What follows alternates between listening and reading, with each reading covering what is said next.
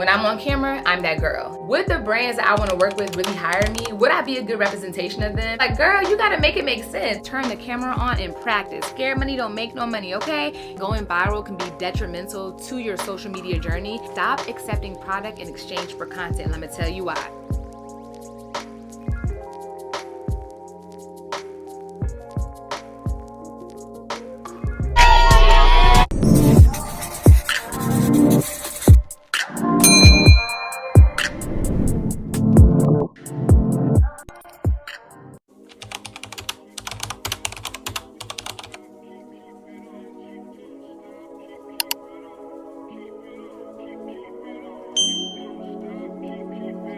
Ooh, say what, say what, say what? Yeah, girl, you know what's up. Ooh, say what, say what, say what? Ooh, girl, you know what's up. Me and my people be rolling, keeping on you and your homies. The very first day of summer, all chromed out in a Hummer bed.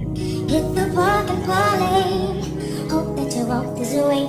You and your girls wanna. Hi beautiful, welcome back to my channel. If you're here for the first time, my name is Shay Nicole and I create content to help elevate your confidence in style and self-care while also dropping gems from our current inspiring content creators. I'm so glad you're here. Now let's get into today's to-do list. So first and foremost, it is time for a self-care day. I started yesterday actually. I got my nails done, much needed feel. And then today I gotta wash my hair. I also thought about getting a facial. If I have time to squeeze that in today, I will, but if not, I'll do it tomorrow. I also have been tidying up around the house. I need to finish some laundry. You know, shout out to outsourcing. Let me pause and say this. Jeremiah and I have been committed to spending our money on the luxuries of life, but not just like designer clothes and shoes and bags, but also the luxuries of having a lifestyle of convenience, baby. And since we got this home, we decided, you know what, we're not going to be the deep cleaners. We're not gonna have the responsibility of deep cleaning the house every week or every 2 weeks or every month. We want somebody else to do it. So shout out to us for learning how to outsource, learning how to budget to afford a housekeeper, because baby, she came through yesterday and did her thing. Shout out to her. She actually comes through bi-weekly, her and her assistant. I love our cleaning ladies. They are so bomb. And if you can afford to, if you can budget for it, if you can save for it, even if it's just once a month, I mean, if you can do weekly or bi-weekly, cool, but even if it's just once a month or once every other month, having somebody come and do the deep cleaning and really get up in there, really get to scrubbing and doing all the cracks and crevices of your home, whether you have an apartment, a house, a townhouse, baby, I don't care where you stay. If you can do it, please do it. A big part of my self-care is sitting back and just walking in the home and seeing that it is clean, spick and span, and then also doing my own thing, like nails, hair, facial. This is the life that I deserve, okay? I've been working hard, and you deserve it too, boo. So, that is my self-care plan for today through tomorrow. And then also, it is time for me to get back into my content creator Q&A, because in past vlogs, you know me, I always go to my broadcast channel. I'll put a picture on the screen. Remember, all you have to do is go to the front of my Instagram on my front main page, and it says My Good Girl Tribe. Click that and join. It's free. And that's where I put my box, my Q&A box, for you to drop your questions and concerns all about the content creation journey, whether you on YouTube, Instagram, TikTok, LTK. I'm here to help and support and to mainly give you free advice, because child, there's a lot of content gurus and coaches and mentors. They be charging a lot of money. And if you're just starting your brand and you're trying to grow, you probably don't have a lot of money. Like that's the whole point. You're trying to get to the bag. So I'm here to help, okay? I'm your big sister, your cousin, your mentor. See me as, you know, that person you can just go to and ask questions, and I'm gonna give you realistic advice. And I'm not just gonna tell you to keep going. Like, obviously, I'm gonna give you that motivation, inspiration, but I'm also gonna point you into the direction of the data, your insights, your analytics. Like, what are the numbers showing, okay? Because men lie, women lie, you know it never lies. The numbers. So we are getting back into the Q&A portions of my vlogs. Now, before I get into my to-do list today, I did want to make sure I showed y'all this amazing event that I went to not too long ago with LTK. Y'all know I'm an LTK stan. This is my main platform. I'm gonna put it here on the screen. Scan this QR code. Do yourself a favor. Follow me on LTK, okay? Download the app. It's free. This is where I post all of my style pieces, okay? My clothes, my accessories, shoes, bags, everything. It's on my LTK page. page. I want you to download the app, follow me there. And right now I'm gonna show you this really cute dinner I went to. I totally forgot, like it slipped my mind. LTK hosted a dinner for its Black creators in Houston, and we had a time. I'm just so blessed to be able to create content on this platform and also work with these amazing ladies who really see us and understand our value that we bring to the space of influencing and marketing. So it was just super dope. I'm so excited I got the invite, and also I got a chance to network with other content creators, which is so important in this space, y'all, because this journey can be very lonely. Like most of us who are content creators, we don't have like our best friends who are also content creators. If you do, you are blessed to have somebody in your corner that just gets it. But for the most part, when you meet somebody who's an influencer or an aspiring content creator, their best friend probably does not care about stuff like that. Like my best friends, they love me down, they support me, but they might post on Instagram once a month, okay? They don't understand like the real struggle of my journey, and that's okay. And you know, I support them and I love them and I uplift them, and they do the same for me. But when it comes to like the content creator world, it does help to have people in your space that just get it. So I was really excited for this LTK dinner because I got to connect and reconnect with amazing content creators that just share the same like yearning and goals and ambition and drive that I have. And I was loving my outfit as well. So let me show you that recap. And also, child, after Essence Fest, baby, I came home to boxes on boxes on boxes of gifts. Like, again, that's a great problem to have because we love some PR. But child, it took me hours to really go through everything, tag everything. So I wanna make sure I show y'all that because I love when I get these gifts. I love shouting out the brands. They're just so thoughtful to think of us and send these nice gifts free of charge just because, you know, we are in this space as content creators. It's so dope and I never take it for granted. So right now, while I'm about to go wash my hair, we'll do a little intermission and I'm gonna show you the LTK dinner, and then I'm gonna show you all the PR gifts I got while I was away at Essence Fest.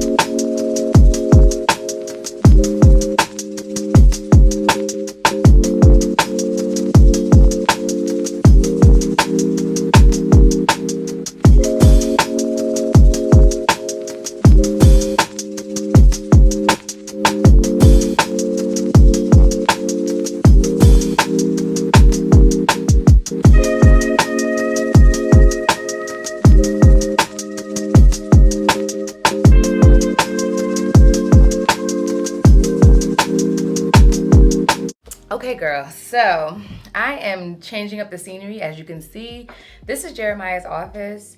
He is still sleeping in. We were up late last night, strategizing, planning. He has some things he's working on his business. So he's super tired, but I don't know, y'all. It doesn't matter how late I stay up, I always get up. Maybe it's a mom thing, like my body just wakes up at the crack of dawn. I think it's just so used to Gigi being awake so early. And even though when she gets up early, like the nanny is already here, you know, to get her ready for the day, it's just something in me, like I can't go back to sleep. So I was like, why not come in here and be in his office while he's still in the bed? And I did do my hair, wrap that thing up, honey. They call it a Zuby wrap, all right? All my New Yorkers, y'all understand? I'm like half a New Yorker, half from Virginia. If you know, you know my story. But anyway, let's get into some Q&A. So before we even address these questions, because it's a lot, I'm just gonna continue this as a series. I mean, look at this. We had some good questions. I wanna start out by saying what I always say when it comes to becoming a successful paid content creator, because there is a difference. I'm just saying, no shade, there's a difference. You have to see yourself as the content creator that you want to be before you get there. And that's so important. I know it sounds cliche, like, oh, we got to manifest, or oh, we got to speak it into existence, but you do. There's a reason why people who are already there, who are already successful, say things like this. It's because that is the exact formula that we use. There is no shortcut. There is no secret hidden tips. Of course, there's advice that we can give and talk from our personal perspective and experience, but ultimately it is on you to see yourself there long before you get there. And that is one of the keys to success. You have to build confidence.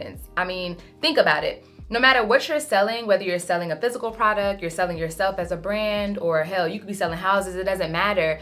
Why would somebody want to buy from you if you don't even believe in yourself? Does that make sense? Like, if I'm selling, I don't know, cups, like not Stanley cups, but you know, if I come out with my own line of cups and somebody start asking me questions like, well, what does the cup do? And you know, how does it work? How does it keep my water cold? Or what's the price point? And I'm like nervous and I'm like, and I'm stuttering. I'm afraid to talk about my cup. Girl, ain't nobody gonna buy this cup. You get what I'm trying to say? Like, if I don't have confidence in my own brand, if I don't see it for myself, if I don't see this cup as the greatest cup in the world, mind you, of course, there's a million cups on Amazon right now you can get, but if I'm selling that cup, I see it as the best. I'm coming on camera and I'm telling you it's the best, or I'm hiring people to create the content to let you know it's the best. I have to have the confidence to know that my product is the best. And that's how I want you to see your brand, because why would somebody support your content or buy from you if you don't even believe in yourself? It doesn't make sense, right? So moving forward, I need you to really move with like that Beyonce, Rihanna. Like, I need you to have that confidence, like you're walking on stage and you are about to perform, honey. Even if you're nervous, like even if you don't really see it for yourself deep down, you need to tap into your inner alter ego. Like, you know how people have stage names and they have just like a different personality when they're about to go perform? That's what I need you to do if you are an introvert and you're scared to be on camera. You need to just forget yourself, remove yourself, and tap into like your inner alter ego as the confident millionaire, like the successful billionaire, whatever it is that you want to be. When you turn that camera on, that's it. The old you, the scared you, the timid you, I don't even know that person. When I'm on camera, I'm that girl. And that's how I want you to feel every time you step into that realm of making content, okay? So first things first, we're gonna start off with a question that I love, because I just think it's so funny when people say this or they ask this. And they don't just ask this about YouTube, but they ask it for multiple platforms. But this question comes from Everything Tina B. Hey, Tina girl. She said, how many subscribers do you need to start posting on shorts? And she's talking about YouTube shorts. So I get that question a lot, not just about YouTube, but also TikTok and Instagram. Honey, you don't need a certain number of followers to post your content. Posting your content is gonna grow your following. And I would suggest that if you are new to YouTube and you've never posted anything, start with shorts. If you have 0 followers, baby, start with shorts now, because it is the easiest way to grow. Remember, anytime a platform has like a new feature, they want their users to use it, and they're going to start pushing out those pages that are using the new features. That's just how it is. When Reels first started, child, when carousels first started, I remember I was making carousels and Reels left, right, and Instagram was pushing out my content more. The algorithm was showing me more. Why? Because I'm using the new tools. Obviously, with YouTube Shorts, it's not like the newest thing because it's been around for like, I think a couple of years at this point, but it's still newer than their long form content feature, you know? So it's not too late. Start posting YouTube Shorts now, because it's easy, because all you're doing is cross posting the content that you already were making on Instagram and TikTok. And I think that's where people misconstrue. They think that they have to make brand new content for every app. While you can do that, and that's very valuable to offer fresh and new content to different audiences, I just want you to work smarter, not harder for now. I just don't want you to get so caught up in trying to make brand new fresh content or trying to wait until you're at 1,000 followers to post on YouTube Shorts. I want you, what's her name again? Everything, Tina B. I want you to start posting right now. And everyone watching this, I want you, that's your homework for tonight. Go on YouTube Shorts and post your first short if you haven't already. And if you've already been posting shorts, so what? Go post some old content from your Instagram, your TikTok, or wherever. And if it doesn't perform well, it's not the end of the world. Like, you gotta give it some time to circulate. The algorithm gonna do what it does. It's your job to just show up and get to posting and then look at your data later, okay? And we'll talk about that in this video as well, because whew, y'all don't be looking at your data and your insights and it be pissing me off, but we'll talk about that. Okay, next question. Okay, Shay.White, hey Shay.White 1976, she asks, for the first time posting content, did you just plan or jump in? So for me, I just jumped in, but that's cause, I don't know, I've always just been a talker, an extrovert. I really love connecting with people. I've always been a people person. That was just me. But this is not about me. This is about me helping you all. And I don't know who's watching this right now, but it doesn't matter if you were super extra all your life like I was, or you were very, introverted and quiet and shy. It does not matter. I want you to look at your content as, what is something that I'm passionate about, something that I will talk to anyone about, or if someone asks me, because you might be an introvert, if someone asks me a question, I will get excited to share. Even if I was shy, within, like internally, in my mind, in my heart, I would love to talk about this. That is the type of content I want you to make. And you don't have to jump into it like I did. You can literally start to script out things. Like sometimes if I'm having like a moment where I'm not really sure what I want to record, I'll just start typing in my notes on my phone. And I'll just think of things, ideas. My content tiers, what I call them tiers, are like motherhood and lifestyle, fashion, beauty. So I'll look at my content tiers and think, what is something that happened to me this week dealing with motherhood or marriage or style? What's something that I recently bought? How did I style it? Like, I'll just start thinking about like current life events, and I'll just start typing notes in my phone. And then when it comes time for me to record, because I do batch content creation days where I record a bunch of videos in one day, which is what I definitely suggest that you do as well. Then I have a list of notes in my phone that I wrote from the past where I can literally just start picking out ideas. So my suggestion to you, if you are struggling, Shay White, is to start taking notes about things that you really care about, things that put a fire under you, hot topics. Other people like to discuss like what their thing is. Some people, their thing is makeup. Some people, their thing is hair or nails, or real estate, travel, like whatever your thing is. They call it a niche, but I don't believe in niching down. I believe you need to have like different tiers that represent your life. So like I said, again, for me, my life is represented by a number of things. My family, I do love to travel. I do love style. I do love beauty. I do love helping people. These are all my content tiers. So you need to sit down before you start your content creation journey, or before you do a rebrand, if you're someone who's already been doing it but you feel like you haven't been successful. Sit down and figure out, what are my content tiers? What are the aspects of my life that I don't mind sharing on social media? And then from there, start making buckets. Like, okay, I really am passionate about nails. So maybe one day I want to talk about, my journey of growing my natural nails. And then maybe I want to show why I like press-ons over going to the nail salon, or why I can balance both. Like, that's how you create buckets of content from the one tier. Does that make sense? I hope I'm making sense. If not, drop a comment below. Let me know what questions and concerns y'all have on these topics, because I want to make sure I am helping the girls. So I'm gonna combine these 3 questions into one. These questions come from Brooke_Deron, hi girl, Dressy.Jessie, hey girl, and Jazz Colored Curls, hey girl. Okay, so Brooke says, how do you book ads with brands? Is there a database? Good question. And then Dressy.Jessie says, how to start making money off social media. And then Jazz Colored Curls says, is it necessary to have an agency or manager for better brand deals? So I'm gonna loop all of this into like one topic, and that's pretty much discussing brand deals management, and then making money. So first and foremost, I did not have a manager or an agency like I do now when I first started. I was getting brand deals simply because companies were reaching out. And I also signed up on sites like Obviously, Influential. There are actually sites where you can go and sign up to become a creator. There are also sites where you can become a UGC creator. And that's basically like where you make content and you don't have to post it. The brand posts it on their socials and you just provide the content straight for them. So when you go to your page, you don't see any of the ads, you don't see any of, the marketing. But if you go to the brand's page, they posted you. So that's how I started my journey. And it definitely was not lucrative when I first started. I was making a couple of $100s here and there, but then over time, the money started adding up because I got smarter and I learned how to work smarter, not harder.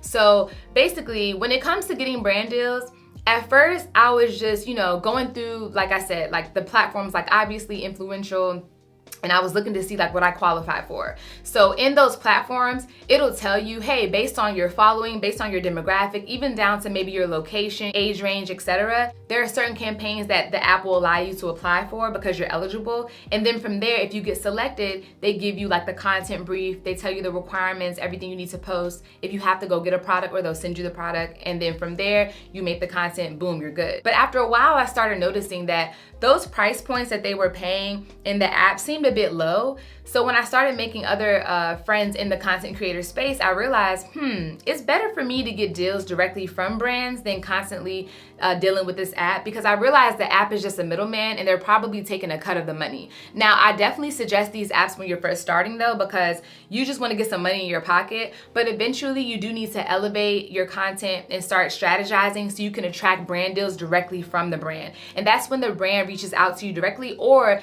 they have an agency reach out to you. Because a lot of brands, for example, I've worked with Target, I've worked with Gerber, I've worked with Lysol, I've worked with all these big companies, and it's not actually them talking to you. It is whoever their marketing or like social media influencer person is talking to you. Does that make sense?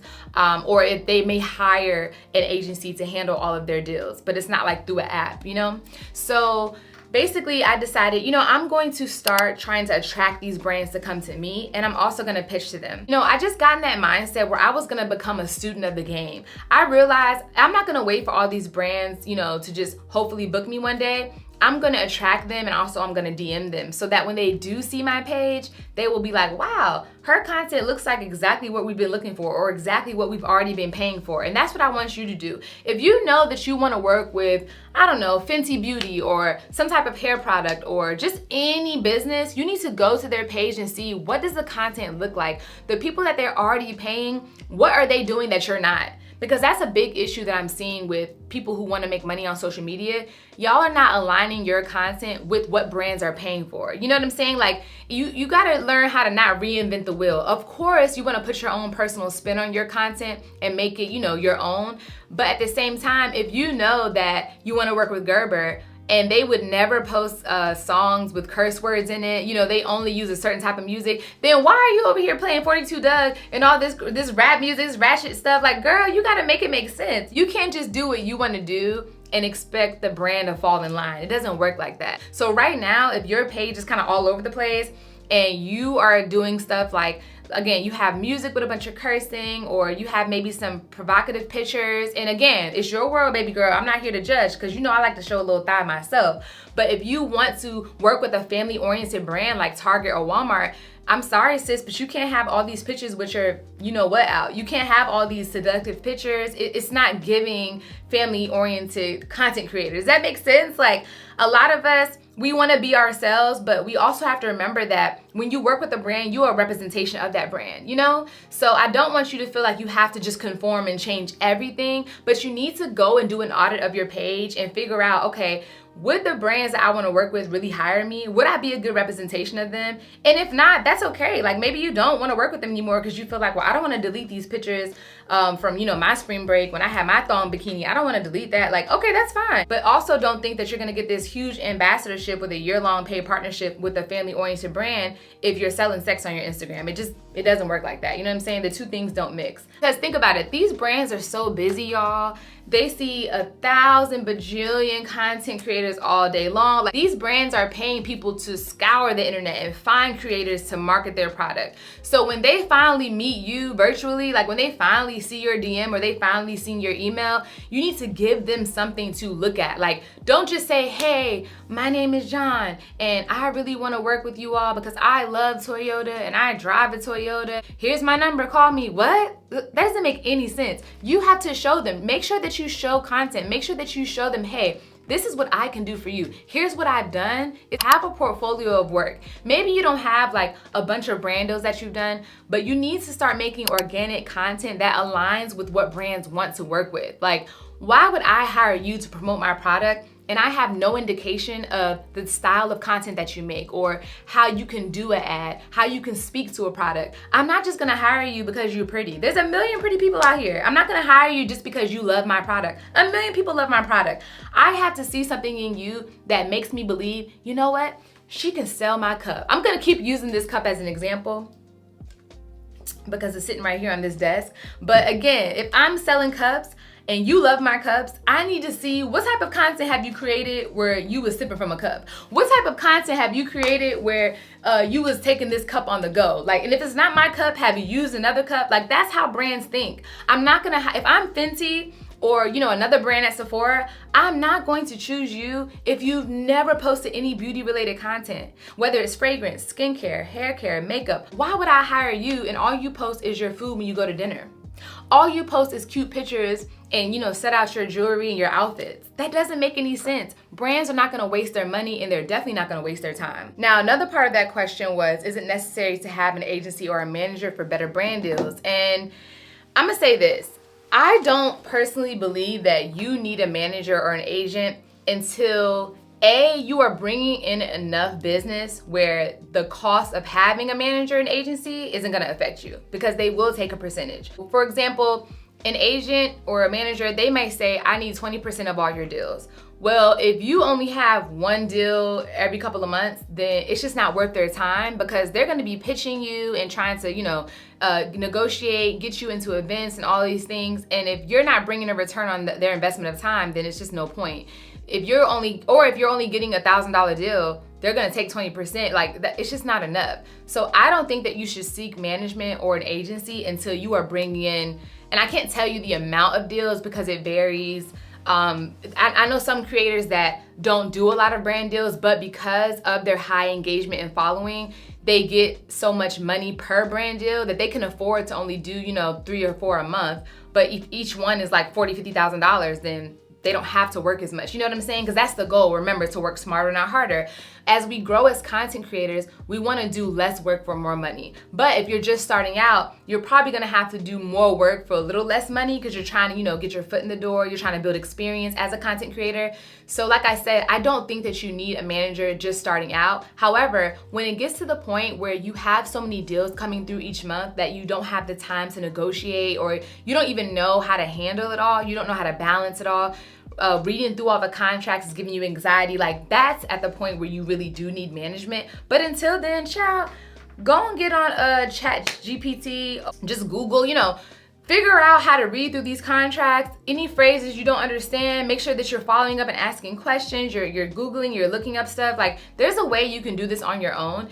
And if you feel like you don't, you know, maybe I don't feel like it because it's too much, then you honestly don't need to be a full-time content creator, or you don't need to pursue this as a serious gig. Because let me tell you, there's a lot of things that I don't feel like doing sometimes, but content creation is my job and I treat it as such. It is a career choice. So in the beginning, yeah, you're gonna have to do some groundwork, some footwork that you may not feel like doing, but I'm telling you, it's gonna pay off in the end because you're gonna pocket all of that money. I just don't think that it's beneficial for someone that's just starting out to have a manager. I just don't. Now, once you get to the point where you are able to get signed with an agency, and you feel like, okay, it's the right time, I have so much coming in, I can't handle it, that's when I do believe it is very beneficial for you if you have the right manager. And honestly, y'all, it's just trial and error. Like, I'm so blessed with a manager that I work really, really well with.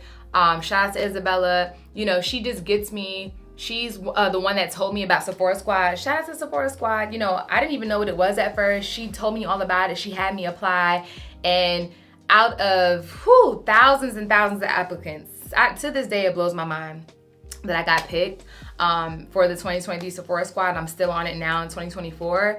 Out of all those applications, child, like literally almost 20,000, they only picked 65 of us. Is it 65? It's like 65, 67. It's not that many of us. I really believe that a big part of the reason I got into Sephora Squad is because she believed in me and she helped me to believe in myself. Like, I was very confident, but I just wasn't as confident in the space of making beauty content. Like, I didn't know how to do my own makeup for real. I wasn't confident in that.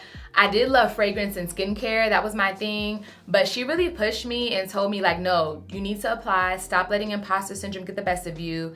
And when you get on the squad, you know, we're gonna celebrate. And when she said that, I'm like, girl, what? There's thousands and thousands of people that are applying. Like, statistically, it is harder to get in the Sephora Squad than it is to get into Harvard. Like, that's how the numbers go, y'all. It is extremely competitive. But the fact that I got on my first try is crazy. But I do attest some of that to having a manager who really believed in me.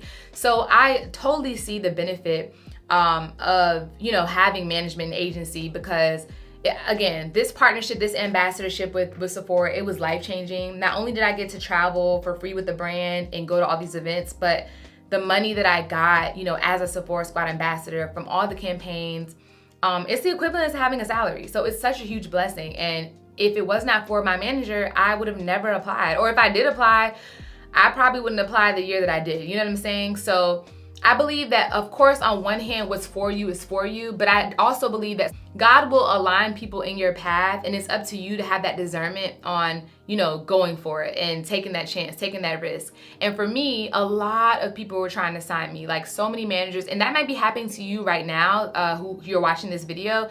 You may be somebody that is getting a lot of attention from different agencies, and you're not really sure which way to go. And my advice to you is see what they can do for you, because ultimately, you want to use your discernment to figure out, okay, which person has my best interest at heart and who's really going to show up for me and take me to the next level.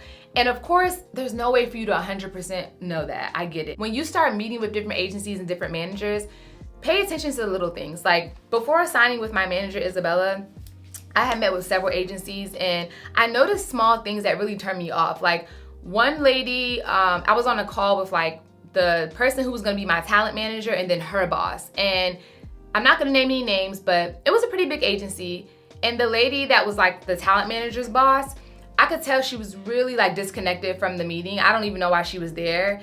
And really, I should have gave feedback. I didn't back then because, child, I was pregnant and tired. But at the time, I was just so baffled because she was like, oh, you know, how are you and the kids? How's it going? Mind you, I'm pregnant. I'm like, kids? I mean, I'm a mom, but I'm currently pregnant. And she was like, oh, yes, you're expecting a boy. Congratulations. I remember. I was like, no, ma'am. I'm expecting a girl. Like, I could just tell she had no idea who I was. She didn't even do her homework. And again, I knew that she was, you know, the head or one of the bosses. So I didn't expect her to know everybody that she had a meeting with that day. But it just was a total turnoff for me because I could tell she wasn't invested. And if you're coming to close the deal or to monitor the conversation where I'm supposed to be meeting with the talent manager and that's the person I was really supposed to be speaking with, then you could have literally just pulled up your phone real quick. You know, we were on Zoom, so our names are on, you know, the little box at the bottom. She could have pulled up her phone real fast and saw who I was and then made a comment like, oh my God, you know, I'm so happy for you. Because I remember I had just did my gender reveal not too long before that. So she could have just said something like, oh, congratulations, you're expecting a girl, blah, blah, blah. She could have made that quick connection. But the fact that she thought I was another creator, no shade, but they be thinking we all look alike. You know, she was not a woman of our community, I will say that. I could just tell she was disconnected. You know what I'm saying? And the talent manager I was actually meeting with, she was a Black woman. We clicked immediately, like we were good. But I knew that it was gonna be an issue because although you and I click and you would be my talent manager, you would be the one to pitch me and, you know, negotiate these deals and everything. You answer to a woman that I do not trust. I don't trust her judgment. I don't like the way she does business. Just from that 5-minute interaction on this Zoom call, I don't trust who you answer to. So that's me using my discernment, realizing that although I did have a connection with this particular talent manager, the other lady who you answer to rubbed me the wrong way. So I'm not gonna sign with your agency. I didn't say that because again, at the time I was pregnant and tired. I didn't feel like explaining to myself. I just, you know, I took the meeting, got through with it, and then I sent them a thank you email. And I let them know that at this time I was gonna go in a different direction. But I thanked them for their time. I appreciated it, etc. And yeah, not too long after that, I met my manager. And out of all the meetings that I took with different agencies, y'all, I'm telling you, my manager showed me from day one that she was for me. You will know when it's the right time. Like I said, it's gonna come to a point where you are so overwhelmed, you can't take it anymore. That's when you know, okay, I need somebody to come in and handle all of this paperwork for me, okay? So I am having lunch with my parents. It's gonna be a late lunch because it's clearly later in the day at this point. So I'm gonna answer one more question, and then when I come back from lunch, I think that's when I'm gonna batch create some content. I'll probably come back, do my makeup, and then I'll definitely answer some more questions. But before I go, let me also answer this. Majajama, hey girl, she says, how do you get brands to notice you? Is it just a matter of tagging them? I kind of answered a little bit of that earlier, but just to reiterate, you should attract the brands, because remember, brands are always watching, okay? They have teams and teams of people, especially the big brands. They pay people to watch, okay? They got their eyes in the YouTube, Instagram, TikTok streets, okay? But you can also most definitely, and you should, tag the brand. So when you're making organic content, like if I'm doing a get ready with me for date night and I'm doing my skincare routine and I put my topicals eye patches on, I'm gonna tag topicals. Even though it's organic content, meaning that it's not a paid ad, even though I'm not currently working with them, I'm gonna still tag them because I want their attention. And then when I do pitch to them, they're gonna look me up. You know what I'm saying? Like if a brand comes across your email or your DM, they're not only gonna read the message, but they're gonna go to your page and they're gonna go to see, has this person been tagging the brand already? So it's important. If I want a topicals deal, skincare deal, a partnership with them, I need to make sure I'm tagging them actively. So when the time comes where maybe they find me, they discover me. Sometimes I've gotten deals where it was between me and like a couple of other girls, and they have told me, hey, we really love your content, but we noticed you've been tagging us. We noticed, you've already been showing our product organically. Brands pay attention to that. And again, think of it like an unpaid internship. Yes, they can definitely, pick somebody that's never tagged them before. Like before I worked with Lysol, I had never tagged Lysol, but they just still wanted to work with me anyway. That can happen, but it always helps to tag brands that you really want to work with, because when they discover you, they're going to be so appreciative that you've already been talking to your audience about them, and it comes off more organic, because there's nothing worse than an ad that doesn't make sense. Like you're never going to see me doing like, I don't know, an ad for like a rock climbing shoe, because like I don't rock climb. Like why would I do that? Unless it was like, I don't know, some type of series where I was trying new things, but like make it make sense. It just wouldn't align with my brand. Like I'm not into rock climbing, but in the event that I just decided, you know what, I want to start rock climbing as a new hobby, I would start tagging these brands that make the equipment, So again, it doesn't mean that a brand will never work with you if you've never tagged them, but I'm telling you, it's always going to help if you have organically already spoken to your audience about them, because then they know, okay, when we book her for this ad, it's going to fit right in with her content. It's going to make sense, and her audience will fall in line with it. You know what I'm saying? Because a lot of times the audience will be turned off if you just pop up one day with a brand that makes absolutely no sense, and they can tell it's an ad, they can tell it's for us. That's why mostly ads always perform the lowest anyway, because people just don't interact with ads. Like it just is what it is. Don't feel bad if you're posting ads and the paid collabs just aren't doing well. They're not getting a lot of traction. That's just how the game goes. Think about your own consumer habits. Like when you're scrolling and you see an ad, do you stop, like, comment, and share? Normally you don't, because the person got paid for it, and that's okay. We are attracted to organic content, things that feel real, because we live in the world of fakeness. You know what I'm saying? So again, I definitely suggest tag the brands. Do your very best to already incorporate these brands into your organic content.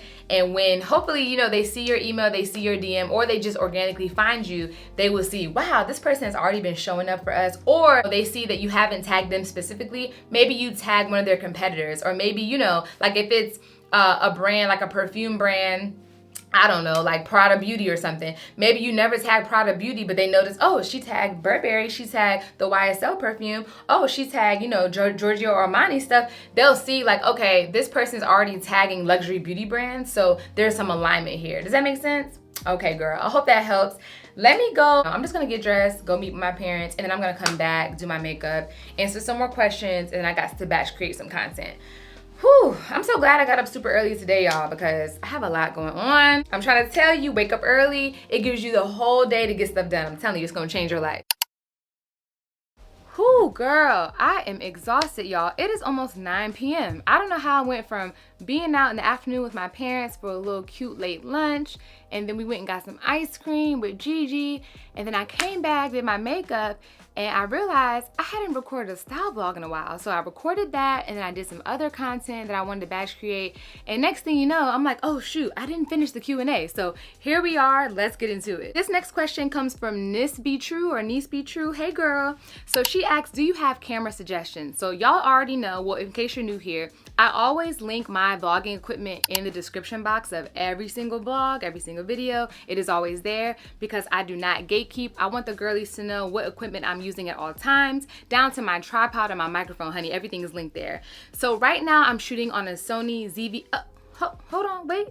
Is my lash falling off? Child.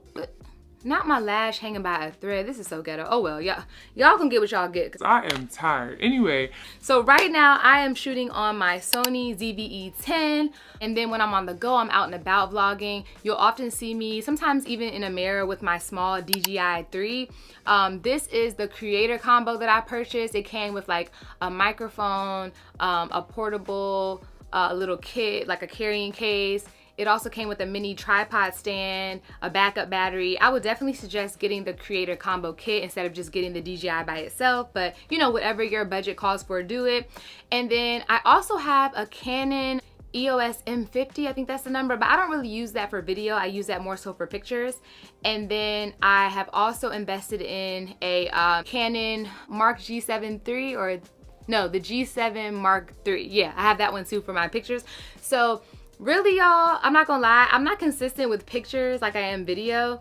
That's one of my 2024 goals though, to do a better job at taking pictures. I feel like I'm always just in the mirror or taking a quick picture with my phone. I don't really invest too much into like quality photography, but that is definitely one of my goals. I want, especially for my styles and my looks, to be a little bit more editorial. I really want to serve and look like I'm on a magazine. So every once in a while I'll do some you know, photo shoots with a professional photographer, but for the most part I'm definitely a video girl. Like, this is my element right here, shooting on my camera at home in the comfort of my own space, or if I'm out and about, I don't mind vlogging on my mini camera. But I said all that to say, honestly, y'all, just start from your phone. I understand the allure of wanting to get nice, expensive equipment. I totally get it, but your best bet is just to do it from your phone, because most iPhones today, especially like the new ones, they are really high quality. I have the iPhone 15 Pro Max and it definitely shoots in 4K.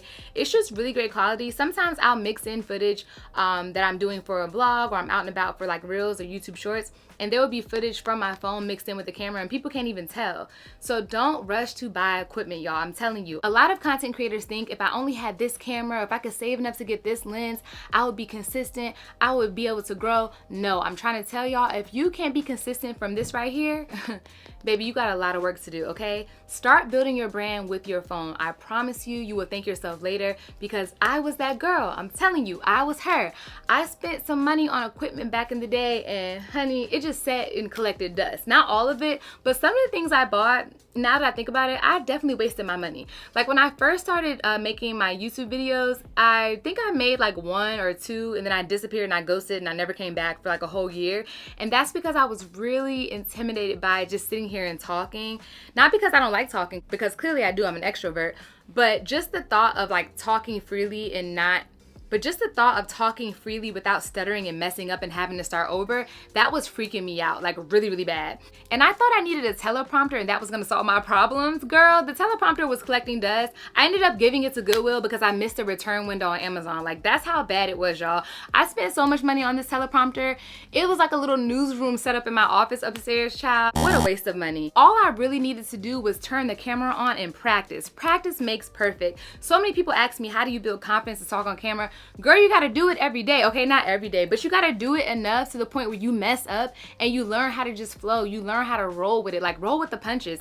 You'd be surprised. There's so many times in this vlog I have today recorded and I have stopped and re-recorded, press stop, or I had just took a pause and had to get myself together, because sometimes I get tongue-tied and tongue-twisted. Sometimes my mind is moving faster than my mouth, or my mouth is moving faster than my mind. It's totally okay. You can just edit it out. Like, I don't want you to have to get the teleprompter like I didn't waste money. I don't want you to get this expensive equipment and, you know, waste your time and money when you are not consistent with this yet, okay? Now, if you've been consistent with your phone, then by all means, click that link in my description box and go ahead and get you a new camera, girl. But for right now, I suggest do this right here and get you a microphone. Obviously, you want to make sure your sound is good. There's a bunch of cheap ones on Amazon. The one that I use is linked in my description box, but definitely having a microphone is gonna make the world of a difference. I like to use a Rode mic for my camera, and then for this, I don't really do too much talking on camera. When I do, I feel like the 15 Pro Max, it has good audio, and if I'm doing like a voiceover when I'm recording in CapCut and I speak in this mic, it's perfectly fine. So I don't need like one of those lapel mics you see people wearing on their shirt or holding it in their hand. I feel like that's not necessary for the new iPhone.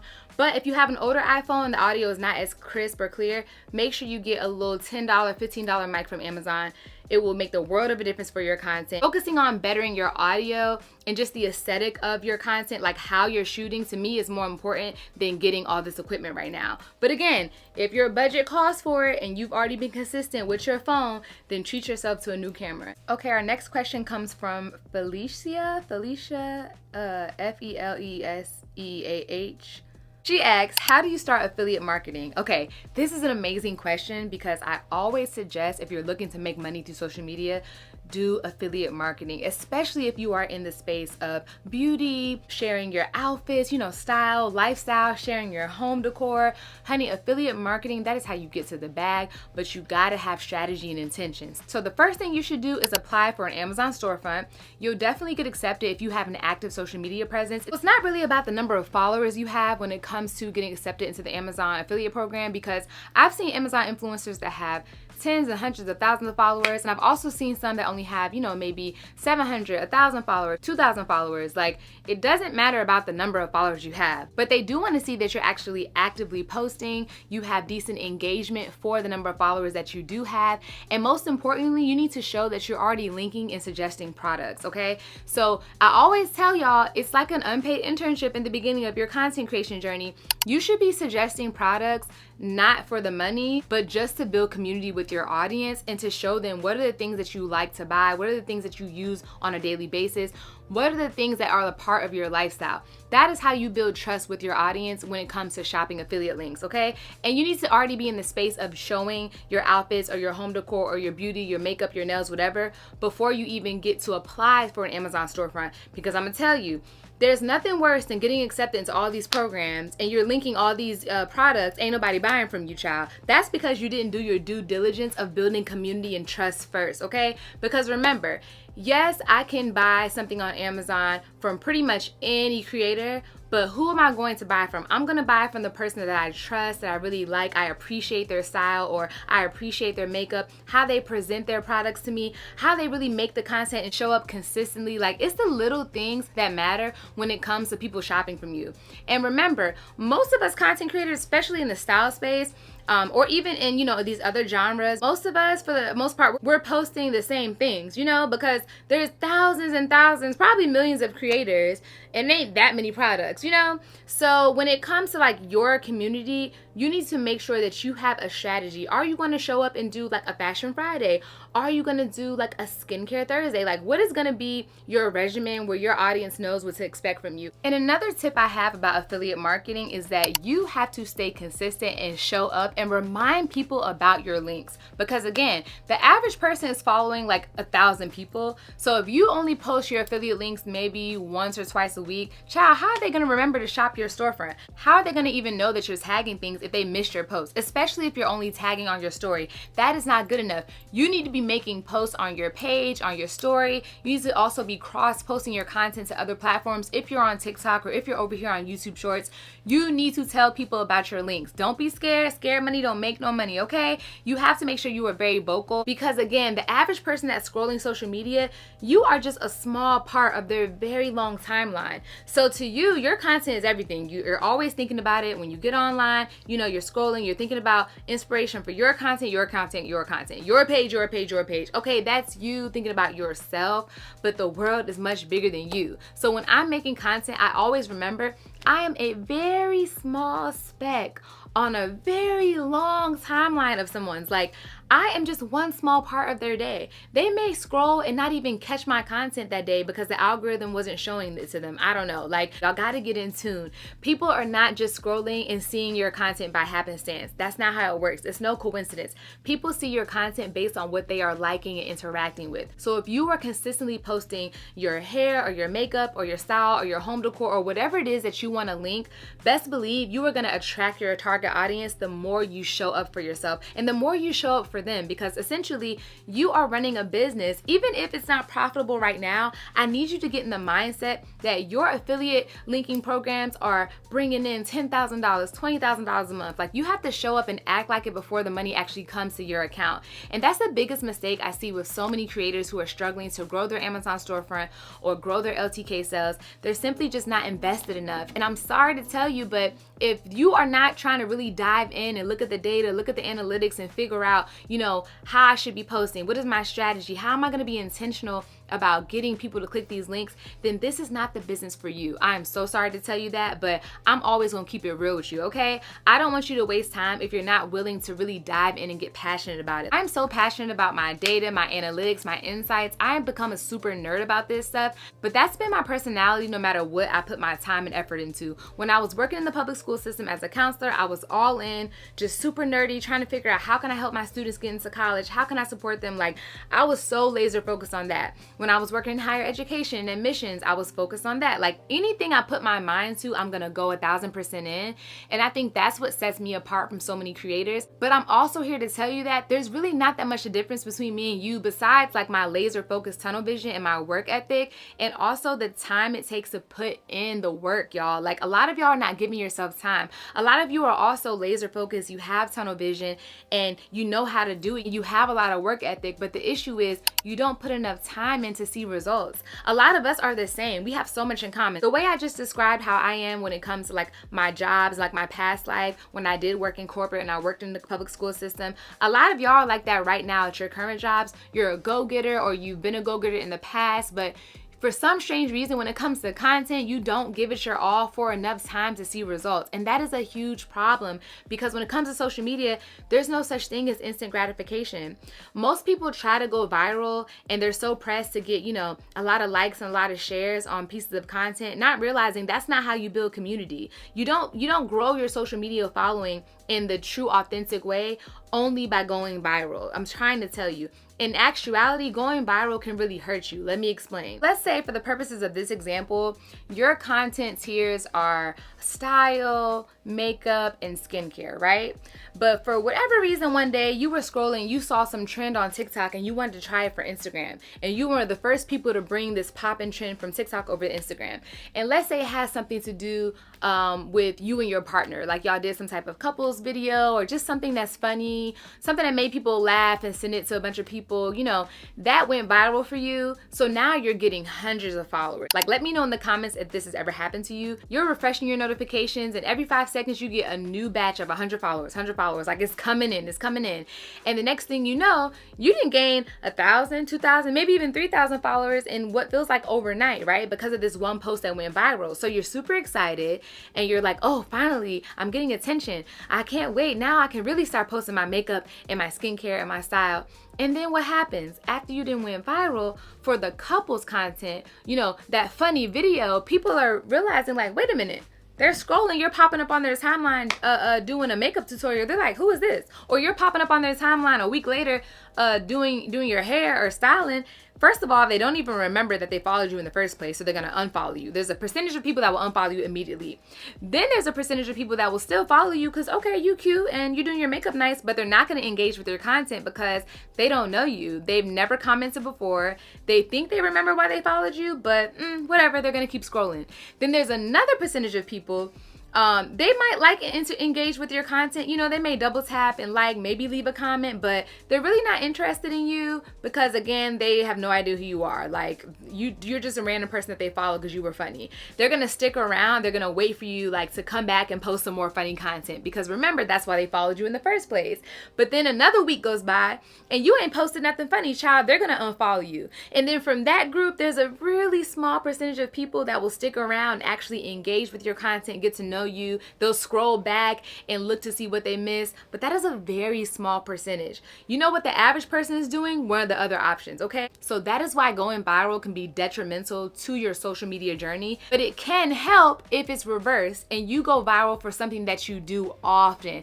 That's gonna change the game. Like, that has happened for me like 1 or 2 times in the past year, and baby, I pretty much doubled my following just off of consistently making that quality content based on the one that I went viral for. The reason that I have seen such exponential growth is that I consistently make the quality content that I am known for. Like, you're not gonna catch me making like prank videos or doing all this trendy stuff. I might dibble and dabble into adding like trendy songs every now and then to my videos, especially like my style videos, but for the most part, I stick to my content tiers. And that is how I've been building community. That is how how I've been building trust, and that is how like you recognize my face, or you recognize like the background when I'm shooting in my house. These are things that help to build your brand. You need familiarity. You need people to know who you are. As soon as it comes on, like, you know, even if you change your wig, you change your clothes, they recognize you by the catchphrase that you say. You know, I'd be like, hey girl, I come into the camera and I wave. At the end, I blow a kiss. I say, love you girl, bye. Like little things like that. That is how you really build your brand so people can remember you. Our next question comes from Being Mel B. Hey girl. And she asks, is it okay to accept products for reviews in the early stages, but with no payment? Whoo, child. Let's get into that. Mel B, I'm so glad you asked this question. And I wish somebody would have told me when I first started. Let me tell you something. Do not accept any products in exchange for content. I'm gonna say it again. Stop accepting product in exchange for content. I'm gonna tell you why. A lot of brands are looking for the big tax write-offs, okay? We live in a capitalist society and brands are gonna put their needs above all. That's just how companies do. We in America, child. And what will happen is back to my cup here. You accept this cup, okay? In exchange for creating content. Guess what? Now they can write that off that they paid you, okay? And guess who has to pay taxes on that recipient of money that you receive via the cup, okay? I know that you only got the cup, but they can write it off the value of the cup. So if they sent you this cup and it's $60, to you it's just a cup, but baby, no, they paid you $60 and you will have to pay taxes on that, okay? Because it was a non-tax product that they sent you, okay? So do yourself a favor, do not get caught up in that. And of course you can consult with a tax professional to get, you know, deeper into that tea, but I'm telling you right now, don't set yourself up for failure by accepting products in exchange for content, because that is technically payment and you have to pay taxes on any payment that you receive, even if it is in the form of a gift. Now, how you can avoid this, because I get PR all the time, as you can see, you have to make sure that you're not signing any contract with an obligation to create the content. That is when it changes from gift to an exchange, okay? I'm gonna say that again. Make sure that you do not sign any contract that states that you have an obligation to create content. And even if there's not an obligation via contract, there can also be an obligation in a DM, in an email. Make sure there is no paper trail of you ever saying you agreed to create content in exchange for this said item here. I'm telling y'all, you will set yourself up for failure. Instead, make sure you do get it in writing, whether it's a DM, an email, a text, whatever. Make sure you get it in writing that this is a no obligation gift. Again, a no obligation gift. That is what all of my PR gifts are. I do not have to make content for those companies. Now, I do that off the strength because, you know, I want to shout the brand out. They're spending all this money by sending us, you know, shipping us all these lavish gifts. So I do often shout them out. I might not make like real content with it, but I'll always, you know, show in the camera. Like I did early in this vlog, I wanted you to see all the PR gifts that I got, but I'm not taking the time to create no ad because they didn't pay me for all that. You know what I'm saying? But I still want to show the brand my support and appreciation. So there's nothing wrong with unboxing gifts or just, you know, showing up on your story and thanking the brand, even taking pictures of a gift. However, these are no obligation to post gifts, okay? I'm gonna say it again, no obligation to post. Please, please, please, y'all, do not create content in exchange for product, because you may be liable to pay taxes on it if they report that to the IRS. And 9 times out of 10, they will. This next question is really good. It comes from mother_I_love. And it has ... Her name is too long. I don't feel like going to her page. But hey girl, so she said, how to spot scam emails from brands who want to collaborate with you. Y'all, please don't get scammed. Like, oh, it can happen. A lot of these scammers, they got time on their hands. They ain't got no job, okay? Their job is to figure out how to get you, okay? Get you caught up. Don't get got in these social media streets, and don't get got on the internet. To me, this is a little common sense as far as like Instagram DMs, because if you get an Instagram message from a brand, you should be able to tell, like, is it legit? Especially, you know, if they're verified, that's telling. Also going through their page and looking to see, okay, if they're not verified, do they have legitimate comments, or do the comments look like they're coming from bots? If they have no comments at all, honey, that is a scam. You need to run away far, because a legitimate brand should have a couple of comments from customers, unless they're just starting out. But even then, if they're just starting out, why would they want to book you? Like, where they get the money from to book you for a brand deal? They're just starting out. That doesn't even make sense. So I feel like in Instagram, it's definitely use your common sense, but in emails, baby, a lot of these scammers, I don't know how they do it, y'all. Like, some of these scammers will get legitimate email signatures and names from actual brand contacts, the actual marketing departments, and they will finesse that thing and make it look like a real email, y'all. Like, even the domain, the email address, if you're not careful, you may slip up and think that something is like from Zara.com, but it'd be like from Zara_.co or something weird. Like, make sure you're paying attention. The number one dead giveaway that something is a scam via email, though, is when you look and it's from a Gmail account. There is no legitimate business on this planet, well, in America at least, that's gonna send you something for a brand deal via Gmail, honey. It's not gonna happen. I'm telling you right now, It is a scam. why would Walmart, Target, Lysol, Gerber, Zara, Pretty Little Thing, why would any brand on earth, but especially in America, reach out to you via personal Gmail? That makes no sense. Again, when you get an email, look at the return email address and make sure that it's not gmail.com, AOL.com, MSN.com, Yahoo. Make sure it's not from like a personal account. That's number one. Number two, if it is from a business email, make sure you look it up. And then also pay attention to the text. Like, the one thing I always notice when them scamming emails is they'll be like, hello dear, or hi there, or hello beautiful, or it'll be a typo in the text. Like, child, there should be no typo in the body of an email, first of all, if it's coming from a professional. And of course, you know, people are human, they make mistakes, but you just can tell when something is coming from a scammer, and it's usually something from overseas. And some of them are setting up bots from other countries just to literally spam all day long. Think about it. If I'm in another country and I want to catch somebody slipping in the US, I'm going to program some bots to send 1,000 emails a minute. And out of the 1,000 emails in 1 minute, at least 1 or 2 got to hit. And if I can scam 1 or 2 people to give me their bank account out of 1,000, then this is a good business deal. Like, that's how they think. Scammers, like, they spend all day just trying to figure out how to scam. So please, y'all, don't get caught up. Whew, all right, y'all. My lash is hanging on by a thread.